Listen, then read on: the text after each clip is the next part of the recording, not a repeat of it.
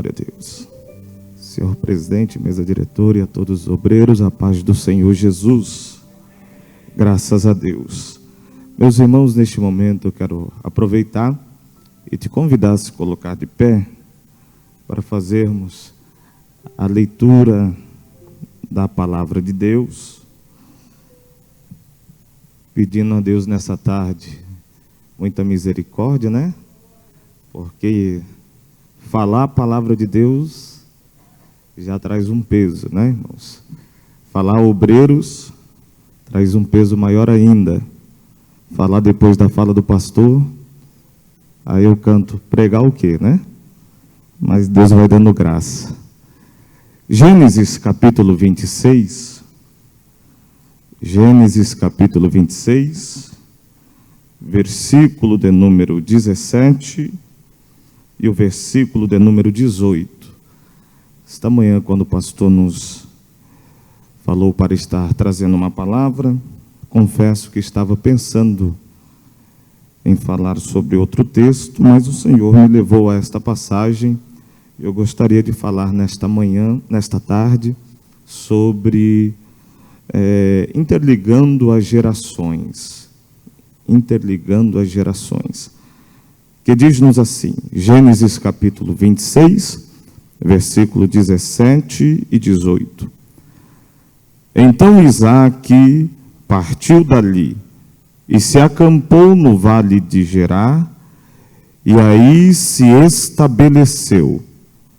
Tornou Isaque a abrir os poços de água que se escavaram nos dias de Abraão, seu pai, e que os filisteus haviam entulhados depois da morte de Abraão. E lhes deu os mesmos nomes que seu pai lhe havia posto. Amém. Podeis assentar. Glória a Deus.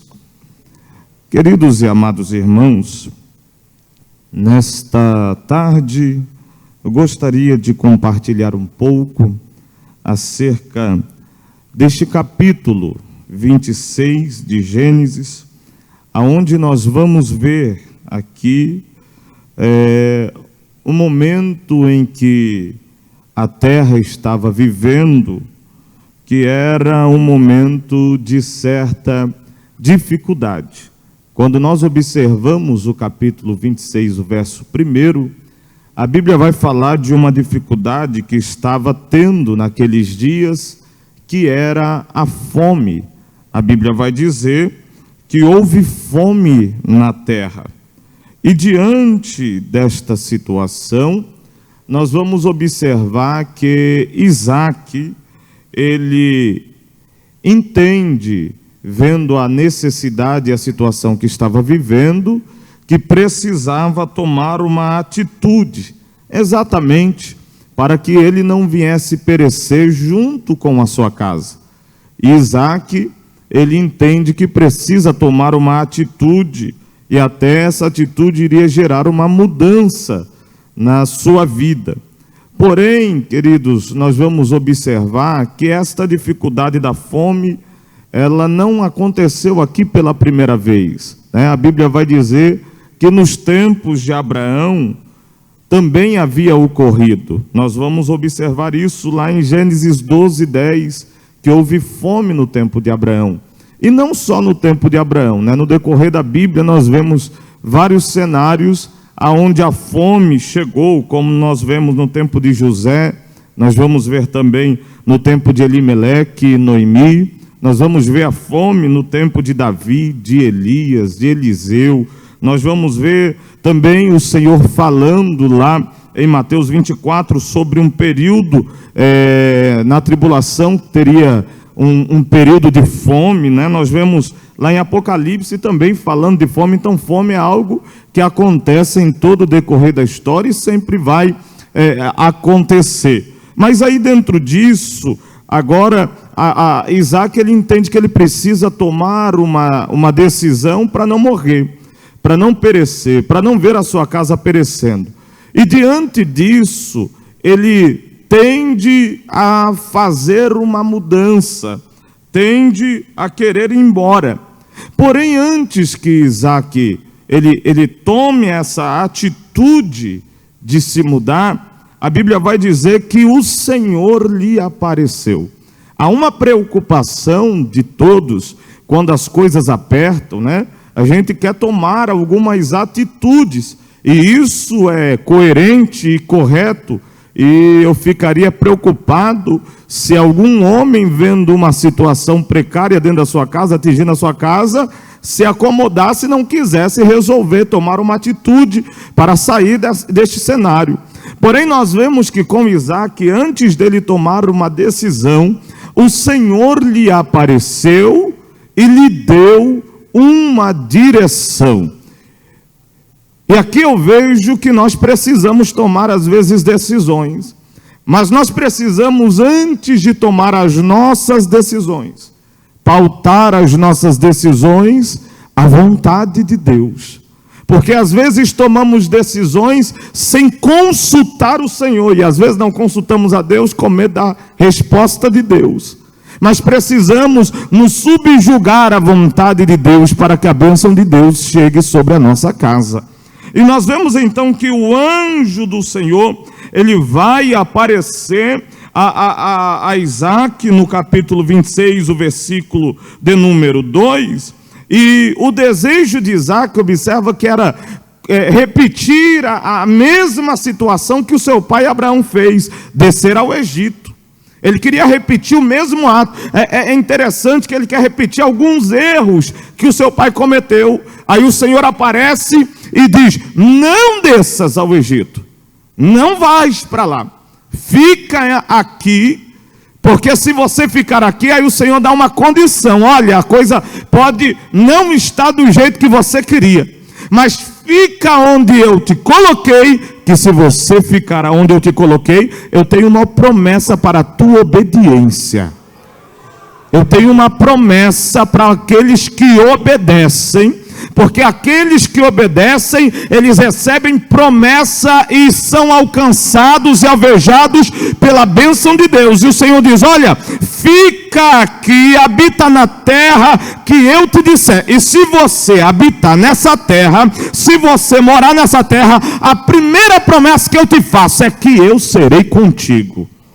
Aí ele diz: mas eu não só serei contigo, eu vou te abençoar também.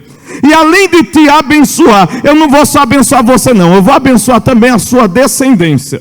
Além de abençoar a tua descendência, eu te confirmarei. Irmão, quem está debaixo e diante da vontade de Deus, ele não precisa levantar bandeira própria. O Senhor dá um jeito para confirmar ele.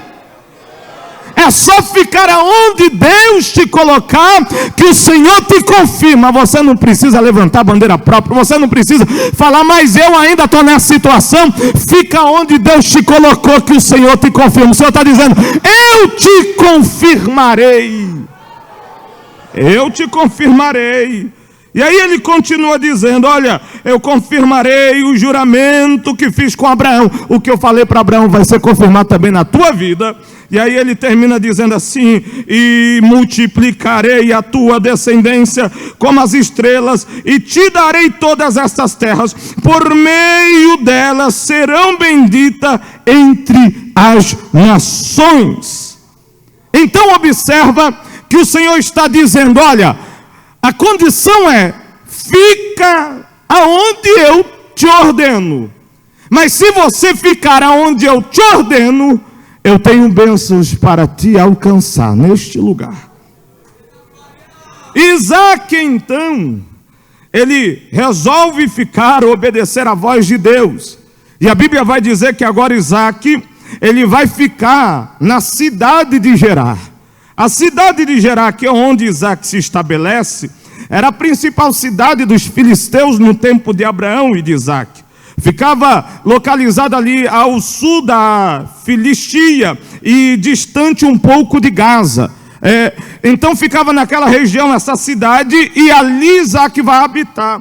Agora observa que Deus está falando para ele ficar ali, mas o nome Gerar significa lugar, noite ou lugar de pernoitar. Observa que Gerar é um lugar de se pernoitar. Não é um lugar de se permanecer, é de passar a noite. Deus está dizendo, eu estou preparando um lugar para você ficar, mas você não vai morrer nesse lugar não, você não vai passar o resto da vida nesse lugar não. É só um lugar que eu estou preparando para você pernoitar nessa adversidade, para você passar uma noite neste tempo sombrio, e depois eu continuo te encaminhando. Porque existem lugares que Deus vai nos levar, que Ele vai dizer, fica aqui, habita aqui, e aqui você vai permanecer.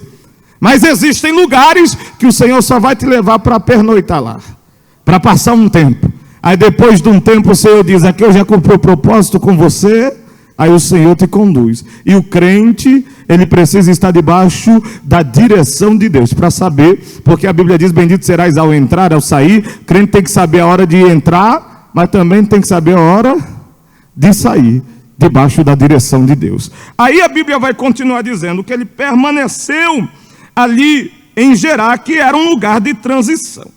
Porém, irmãos, nós vamos observar algumas coisas. Quando ele chega em Gerá, lá no capítulo 26, o verso 11, vai dizer que ele foi muito bem recebido. Ele foi muito bem recebido. A chegada dele foi abraçada pelo povo de Gerá, e não só pelo povo de Gerá, como também por Abimeleque. Abimeleque, que governava ali, ele vai receber e ainda vai dar uma ordem, dizendo assim, olha, qualquer um que tocar nesse homem, ou na sua esposa, certamente vai morrer. Ele está dizendo, olha, você pode ficar aqui em paz, que ninguém te toca, ninguém mexe com você, e quem mexer vai arrumar problema. Olha que recepção maravilhosa, irmãos. Dá vontade de ficar num lugar desse ou não? Só que Isaac está chegando. Só que aí no versículo de número 12 e 13, vai dizer que Isaac começou a prosperar. E quando Isaac começa a prosperar, aí o versículo 14 vai dizer e vai mostrar que começou a nascer um incômodo dentro de Gerá. E esse incômodo é um incômodo que traz um problema muito grande, que é a tal da inveja. Porque tem gente que ele é receptivo demais, enquanto você está embaixo. Quando a bênção de Deus te alcança, ele muda. Você já não é mais bem visto. E nós vamos ver que o mesmo homem que disse, olha, quem tocar neles morre, depois vai dizer, sai daqui. Foi bem recebido ao chegar, mas só foi a bênção de Deus alcançar e ele começar a prosperar, que aí tem gente que ele olha assim. Ele, para você ser bem recebido, você tem que estar sempre lá. E ele sempre aqui. Se trocar de carro, se sair de cooperador para diácono, aí já, opa, né? Se virar presbítero então, que ele não é, aí já começa, sai daqui. Porque não aguenta e não suporta ver a bênção de Deus sobre a vida do irmão. É o mesmo síndrome que estava na vida de Caim, que estava no culto com Deus, mas só foi Deus receber o culto do irmão, fechou a cara e quis matar o próprio irmão. Porque Caim acha que a bênção só pode descer na tenda dele, na casa dele. E não se alegra quando a bênção está descendo na casa do irmão. Mas como disse o nosso pastor, enquanto um está sendo cheio, vai glorificando que está chegando a tua vez. Se passou alguém na frente, ele diz, já está indo, é mais uma vaga para eu ir, eu estou mais perto. Estou chegando mais perto. Mas a inveja vai causar problemas. E essa tal da inveja, irmãos, ela traz problema para a vida do ser humano. A inveja aqui, ela é um sentimento de desgosto, provocado pela felicidade ou a prosperidade alheia. É um desejo profundo daquilo que é do outro. Tudo que o outro recebe, ele acha que tinha que ser sobre ele. E a Bíblia vai nos mostrar o quanto a inveja ela é prejudicial na vida do ser humano. Provérbios 14, versículo 30, vai dizer que a inveja ela apodrece os ossos. Se nós observarmos Marcos capítulo 7, versículo 21 ao 23, vai dizer que a inveja contamina o homem. Se nós lermos 1 Pedro capítulo 2, versículo 1, vai dizer que a inveja precisa ser abandonada. Se nós observarmos Tiago capítulo 3, versículo 16, vai dizer que a inveja gera perturbação e perversidade. Se nós observarmos Romanos capítulo 1, versículo 28 ao 32, Paulo vai descrever um tanto de características de pessoas, dentre elas a inveja, e vai dizer: estes tais são dignos de morte. Olha o peso da inveja. E aí Paulo ainda continua lá em Coríntios, 1 Coríntios capítulo 3, versículo 3, dizendo que a inveja é coisa de carnal. Ele diz assim: os invejosos é porque vocês são carnais, por isso que vocês andam com inveja. Porque crente espiritual, irmão, ele sabe que a bênção dele ninguém tira. Por isso que ele se alegra com a bênção do outro, porque ele sabe, se desceu sobre o outro é porque era dele. O que é meu, e o céu vai entregar a mim, e eu não preciso me preocupar com isso. E tem gente que ele perde até a noite de sono, quando ele vê Deus abençoando o outro. Quando ele vê a bênção de Deus. A inveja é tão terrível. Uma vez eu passei uma situação, lá em São Paulo. O pastor sempre nos liberava, o meu pastor lá, para ministrar, e estávamos sempre ministrando em festas, em trabalhos ali. Aí um dia um irmão, movido por esse sentimento, quis semear isso no coração do meu pastor. E aí chegou para ele, falou assim: pastor, eu não entendo, que negócio é esse, que o senhor, e eu era cooperador ainda, e ele disse assim, que o senhor deixa um cooperador ficar pregando por aí, em tudo que é cartaz, e não sei o quê. Como é que o senhor deixa esse cooperador ficar aí? Aí o pastor, muito sábio, olhou para ele e falou: sabe o que eu acho mais engraçado? É que nessas festas tudo aí ele está pregando, mas na terça-feira ele está sentadinho lá no banco comendo meu feijão com arroz. Porque quem sabe o que Deus deu, ele não precisa ficar com inveja do outro. Ele sabe que Deus dá a porção para cada um na maneira que ele quiser. Então será que você pode me ajudar aqui nesta tarde? Diga para o teu irmão: glorifique a Deus pelo aquilo que Deus tem dado na vida do seu irmão. Glorifique a Deus pela bênção que Deus tem dado sobre a vida do teu irmão.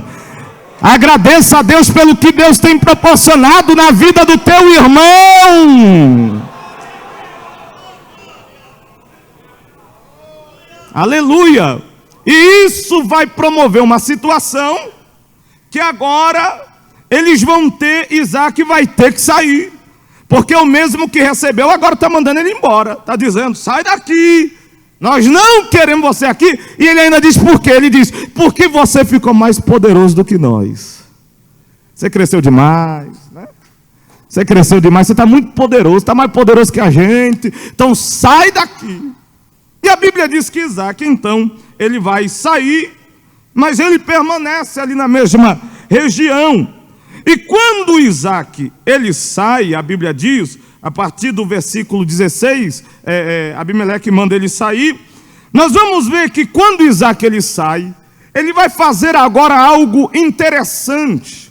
Porque na região onde ele estava habitando, Antes, o seu pai, Abraão, já havia passado por aquela região. Porém, a Bíblia diz que após a morte de Abraão, os adversários, eles entulharam os poços que Abraão cavou. Isaac agora ele vai dar continuidade à sua vida, mas a Bíblia vai dizer que no versículo 18, versículo 17, o que lemos, diz: então partiu dali e acampou no vale de Gerar e ali se estabeleceu.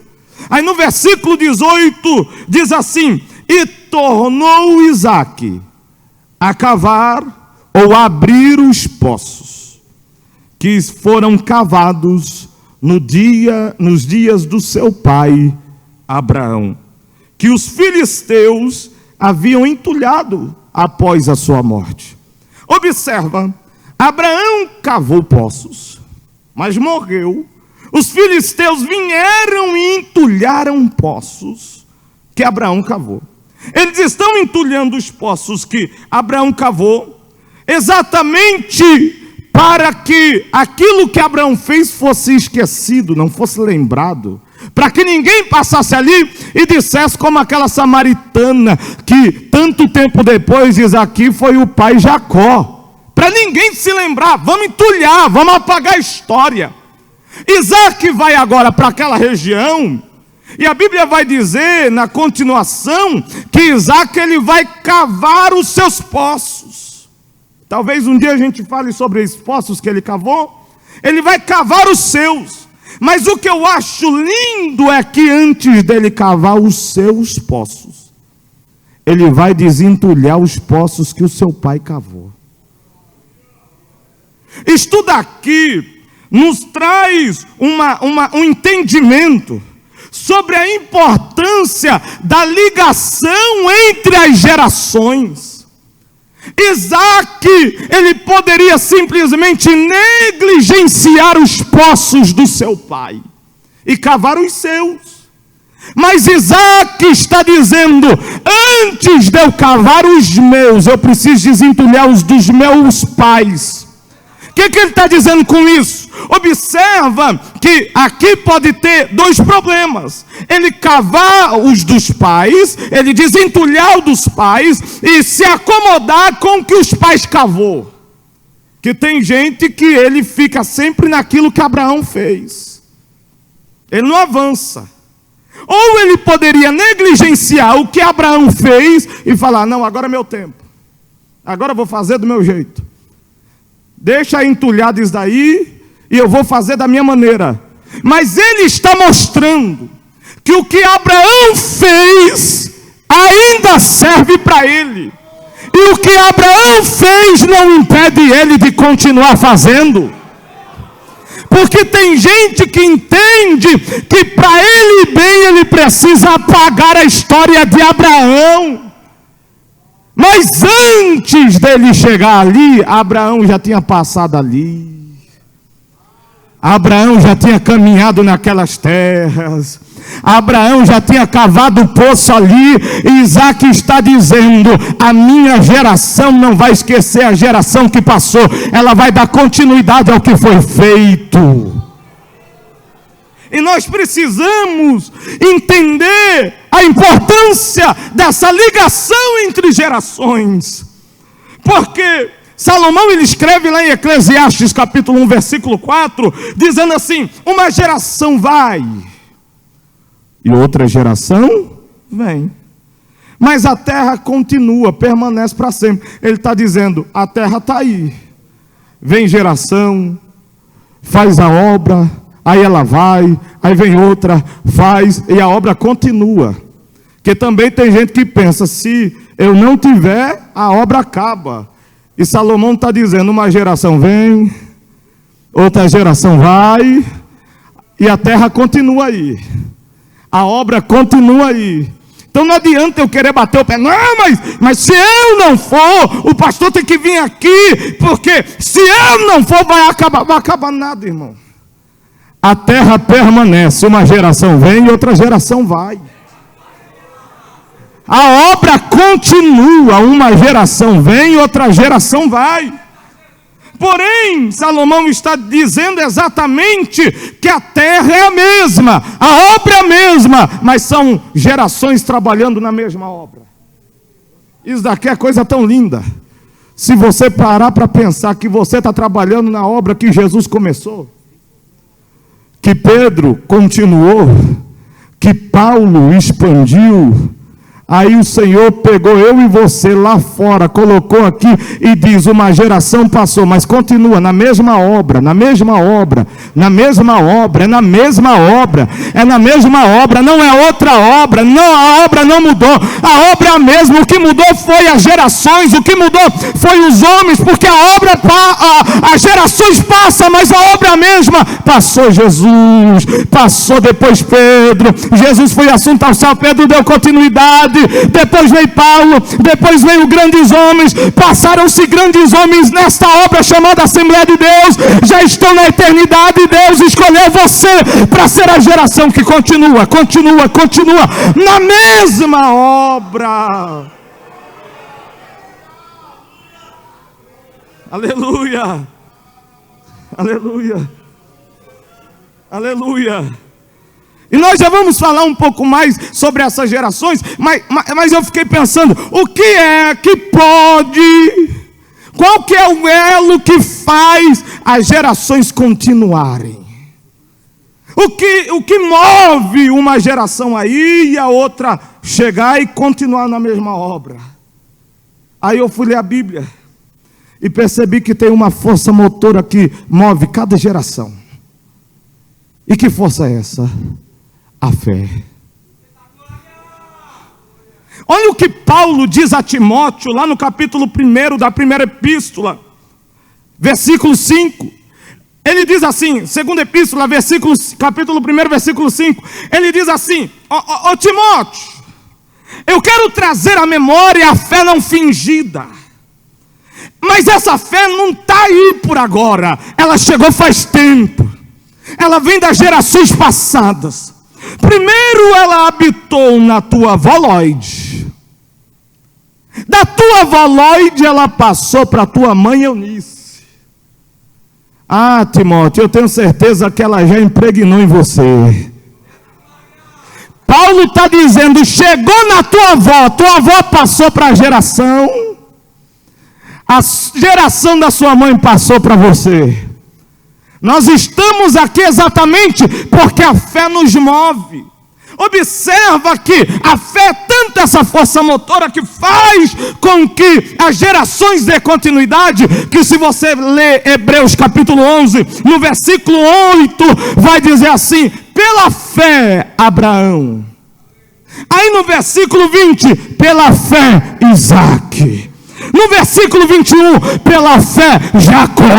No versículo 22, pela fé José. Sabe o que o escritor aos Hebreus está dizendo? Entrou em Abraão, Abraão começou, Isaac disse, a mesma fé, eu quero continuar. Aí Isaac foi, aí Jacó chegou e disse, eu vou continuar na fé dos meus pais. Aí Jacó passou, José diz, na mesma fé eu continuo. As gerações, aleluia, as gerações vão passando. Aleluia. Para nós já caminharmos para o término dessa reflexão nesta tarde. Aleluia. Ele vai desentulhar os poços que o seu pai cavou. E há uma necessidade disso. O escritor, lá em Provérbios capítulo 22, versículo 28, ele vai dizer algo que eu gosto muito. Ele diz assim, não remova os marcos antigos que fizeram os teus pais. Isaac não desprezou o que o pai fez. Porque tem gente que quer desprezar, não, mas aquele povo ignorante, né? Mas o que eu acho lindo nessa ligação de gerações é que a gente vê, por exemplo, três gerações, melhor dizendo, geração de Elias, Eliseu e filho dos profetas. A geração de Elias, bruto.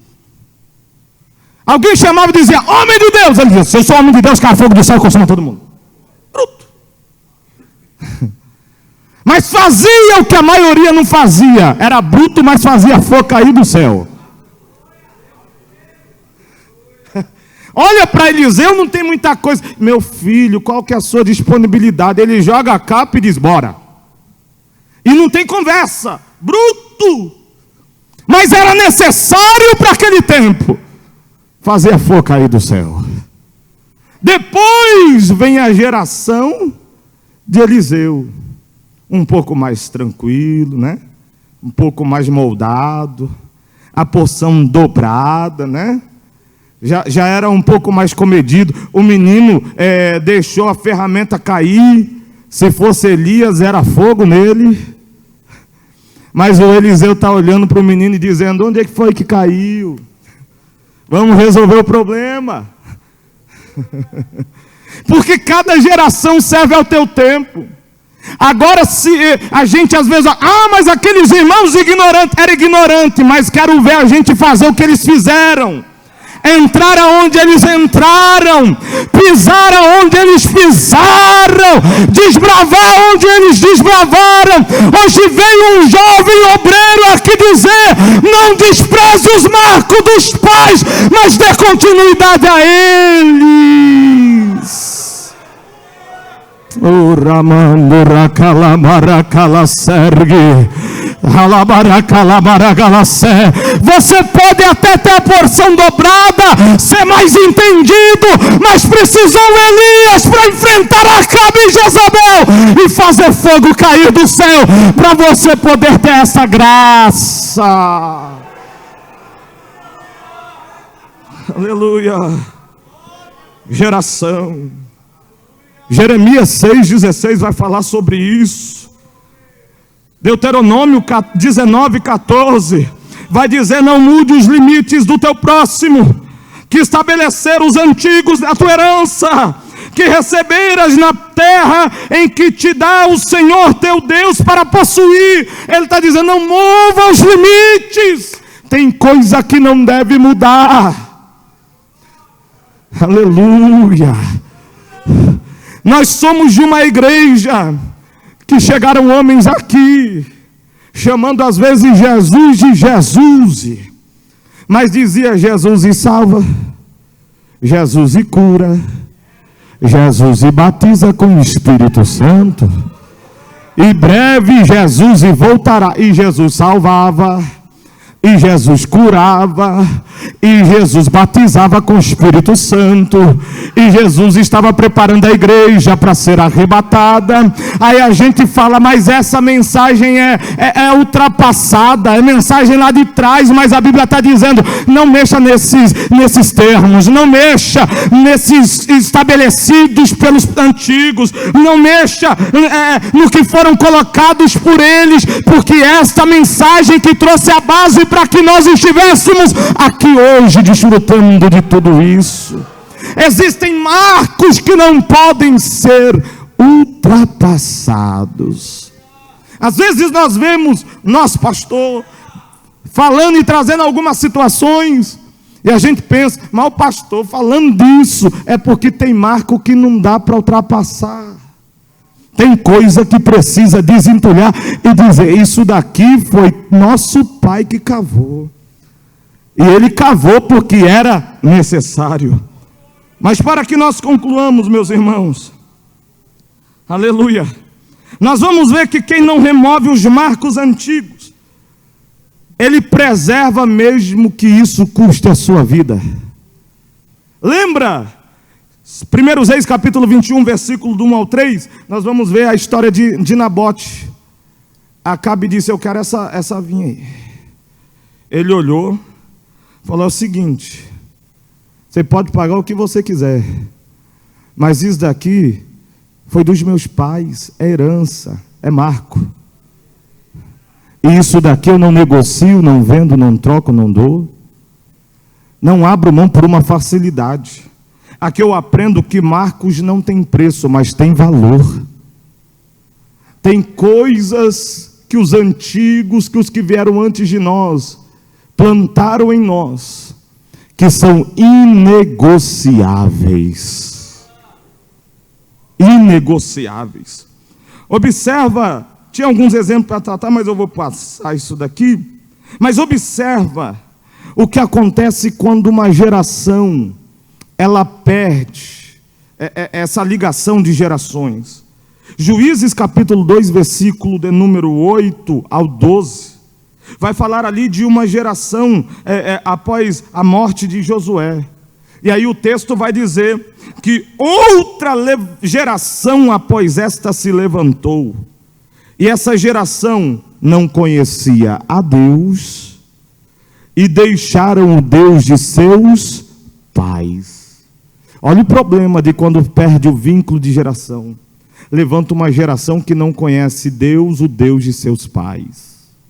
É uma geração que já não sabe o que Deus dos seus pais é capaz de fazer. Pode fazer. Aí, nós vemos agora a importância de uma geração, quando ela tem esta ligação de uma para outra. Se você ler 1 Reis capítulo 4, versículo 24 e 25, vai dizer assim, que dominava Salomão em tudo que havia para cá do rio, de Tisa até Gaza, sobre todos os reis do lado de cá. Salomão assumiu o reinado e ele dominava sobre tudo. Sobre tudo. Tinha paz. Não tinha guerra. Mas aí, em 1 Reis capítulo 5, versículo 3 e 4, vai dizer porque não tinha guerra. Vai dizer, sabe por que não tem guerra?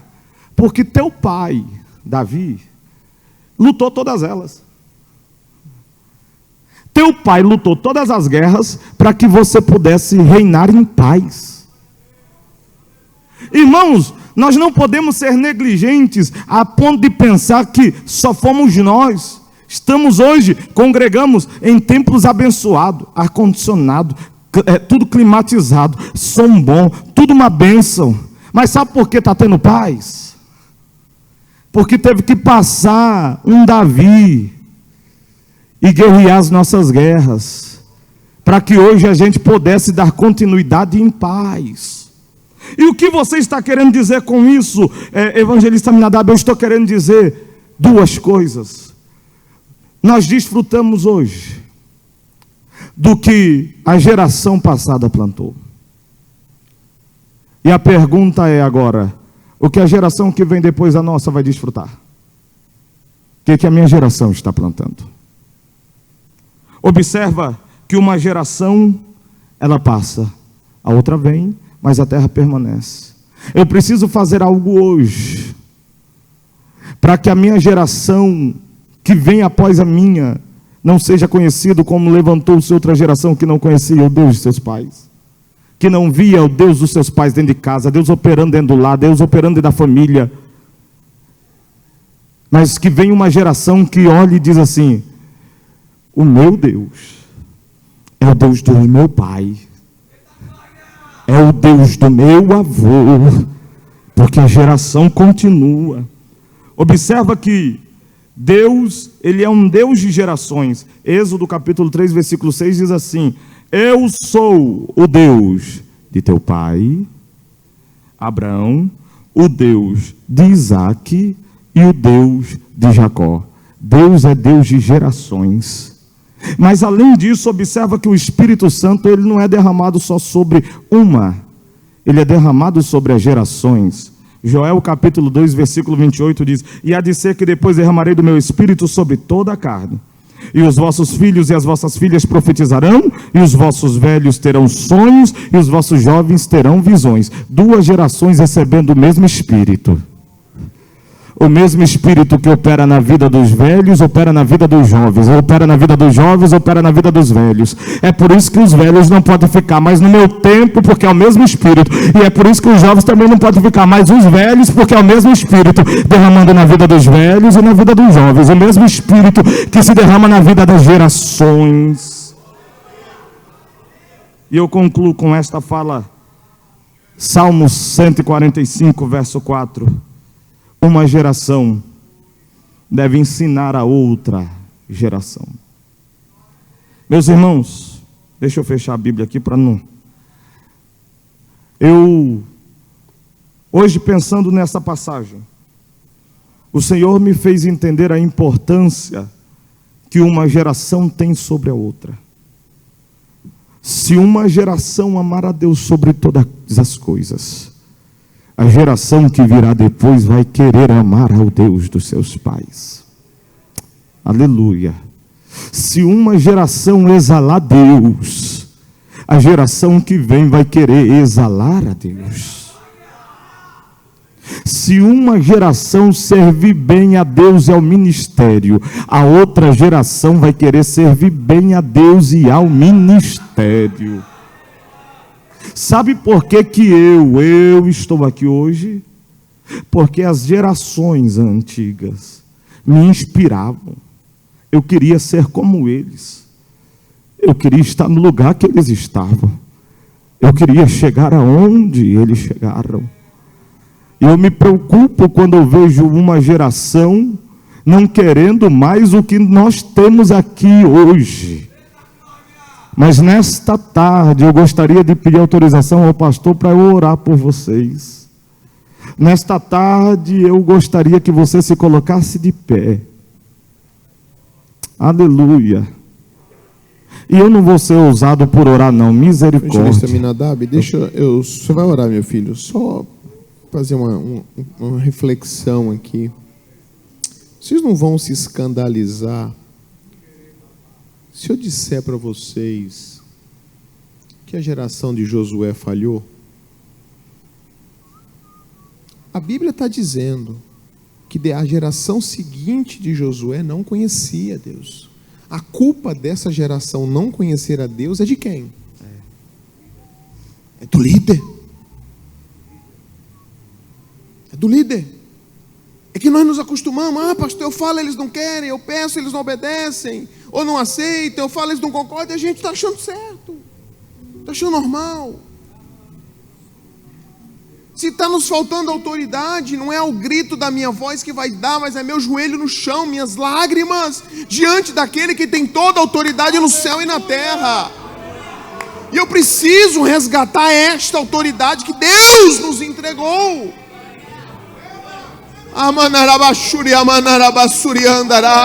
Eu preciso, porque é uma geração que virá depois da nossa, se o Senhor não buscar a igreja.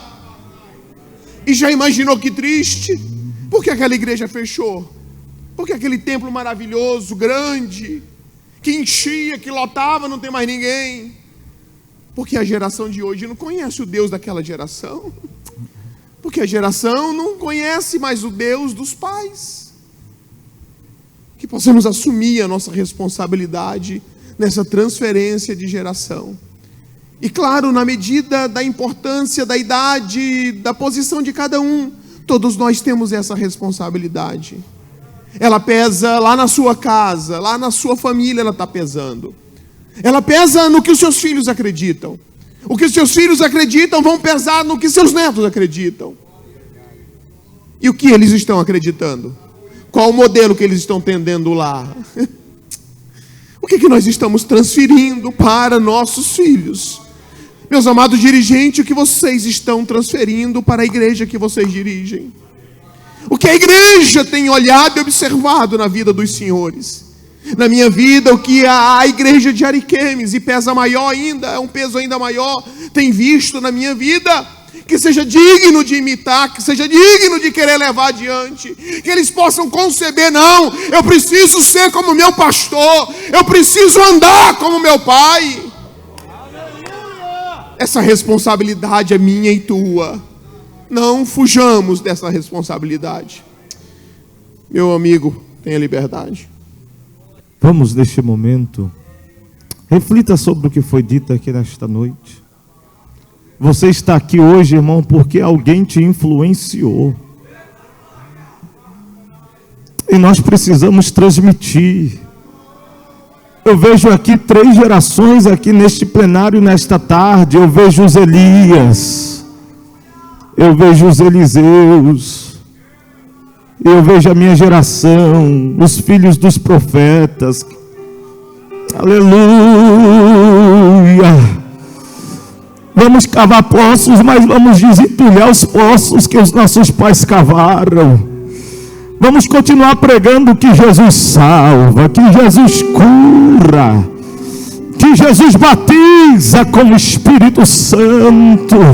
Vamos continuar pregando que Jesus breve voltará. Vamos continuar pregando no poder do Espírito Santo. Vamos continuar crendo nos dons espirituais, porque foram isto que te moveu a chegar aqui.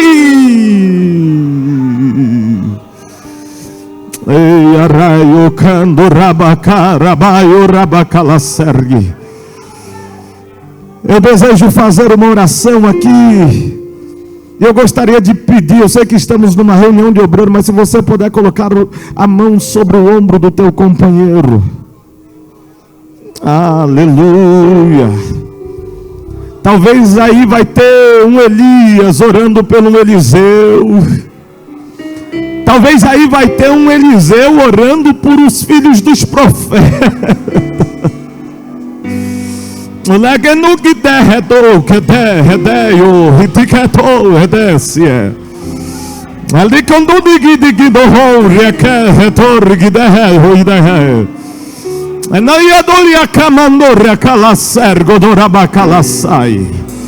O mesmo Espírito que era derramado na vida dos nossos pais, é o mesmo Espírito que é derramado sobre nós, e é o mesmo Espírito que será derramado sobre os que vierem depois de nós, e é o mesmo Espírito que vem sido derramado desde Atos 2.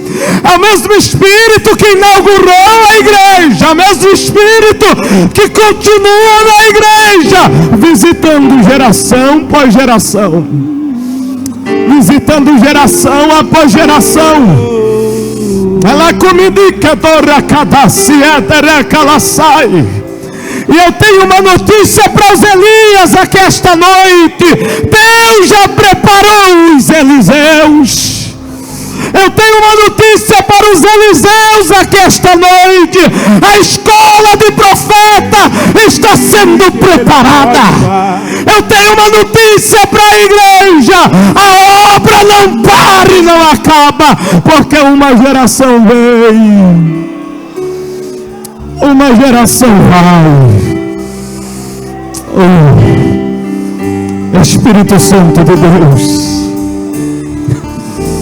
que torre que adore que te revasse, dario racando racavassera bagasse, ribi que me torre que te si que te home da gasse, ni canduri da racalacergo ramaragasse. Senhor, a obra é tua, a obra é tua, a obra é tua. Esses são os obreiros que o Senhor chamou para esta obra. Esses são aqueles, os vasos que o Senhor tem separado para esta obra. Espírito Santo, eu te peço nesta tarde, como uma geração mais nova, eu te peço, continua manifestando e derramando como nas gerações antigas. Que possamos caminhar também debaixo da mesma graça que Elias, que Eliseu. Senhor, que possamos andar debaixo da obediência, da reverência, do temor, da intimidade, e que possamos ver os céus de novo visitando a terra nos nossos dias. Espírito de Deus, eu te peço aqui nesta tarde, se tu estás nestas palavras, visita este corpo de obreiros aqui nesta tarde. Visita os Elias que já fizeram tanto. Visita os Eliseus que estão na frente com a porção que receberam de ti, dando continuidade, e tem graça da escola de profetas, daqueles que estão se preparando para dar continuidade. Venha com a tua presença sobre nós, invade a nossa vida uma vez mais. Espírito Santo, visita a geração dos pais, como Venha as gerações dos filhos.